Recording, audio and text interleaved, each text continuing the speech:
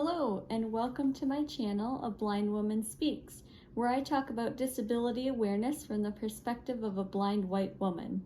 Today's topic is coming to the table, what to do when a blind person comes in the room. My name is Kelsey Waters, and this is my original content. Imagine a blind person walks into an unfamiliar room and tries to find the table. From the second we get in the door, we are already more vulnerable. It takes a lot of hard work and determination just to get to the room, let alone navigating inside. We deal with unreliable transportation, needing training to find the room, or not feeling safe because we're not getting some basic accommodations we need. A blind person doesn't have the advantage of seeing the physical space, who is in the room, or visually reading a room. So we have to work twice as hard to make sure we're physically safe and also pick up on social cues. For me, I have to identify myself as a blind person when I enter a new space and ask for what I need. As for you, when you see a blind person come in the room, you can approach them and say, "Hi, my name is Jennifer. Would you like assistance getting to the table?" If the answer is yes, then say, "How may I best help you?" In situations like group meetings, a blind person could probably appreciate help with social cues. You might offer to sit next to me to describe the facial expressions, like if somebody's getting upset, impatient, or tearful.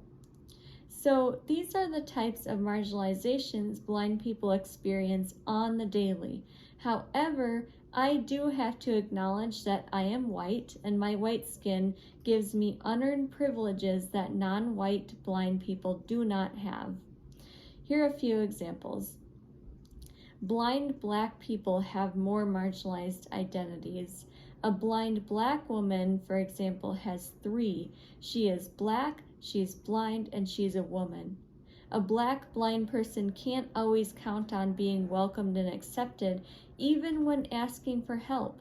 Let's say somebody unexpectedly grabs the blind person's arm.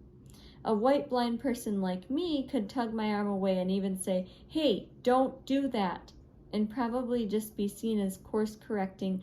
But a black blind person who offers pushback or critique, even after being mishandled, will more likely be seen as rude. A blind person who speaks another language has to deal with verbal communication barriers that make it more difficult for them to ask what they need. A blind person with a guide dog might face some hostility and mishandling, like somebody trying to direct the dog, feed or pet the dog, or trying to not allow the blind person to bring their guide dog, which is illegal, by the way, so just don't do it. The guide dog is there to keep the blind person safe, so if you do anything with the dog without the blind owner's permission, you are literally putting them in danger. A blind person with multiple disabilities has to work even harder to be able to participate. A blind person who is economically disadvantaged may not have all the resources they need to participate fully, like mobility services to learn the way around the room, the technology to read or engage, and professional support for the cumulative trauma of facing social oppression every day. As you can see, the more layers of oppression a blind person has, the harder it is to get in the room. Hopefully this video gave you a general idea of some things that you might not have known or thought about before. Remember, your heart can never be too open, so let's open our hearts and our minds together.